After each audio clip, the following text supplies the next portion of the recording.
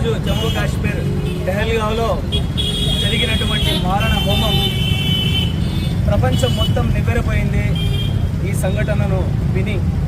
ఎందుకంటే ఇదివరకు భారతదేశం పైన ఉగ్రవాదులు విరుచుకుపడేవారు, కానీ మొన్నటి రోజు జరిగే సంఘటన మాత్రం అంటే నువ్వు హిందువా అని చూసి మరీ కాల్చి చంపేయడం జరిగింది.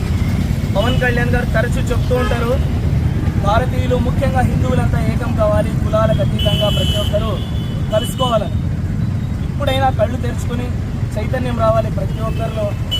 ఈ సందర్భంలో జనసేన పార్టీ తరఫున మేము ఎవరైతే అసువులు బాసారో వారికి మనశ్శాంతి కలగాలని, వారి కుటుంబాలకు ప్రగాఢ సానుభూతి హిందూపురం జనసేన పార్టీ తరఫున తెలియజేస్తున్నాం. ఎందుకంటే ఉగ్రవాదులు ఈరోజు కులాన్ని చూడలేదు, వర్గాన్ని చూడలేదు, వర్ణాన్ని చూడలేదు, కేవలం నువ్వు హిందువు కాదా ఇదొక్కటే చూసి హతమార్చడం జరిగింది.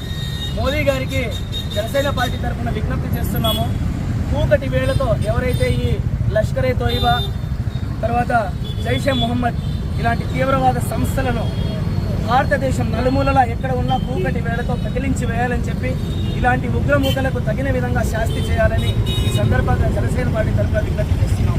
బోలో భారత్ మాతా కే.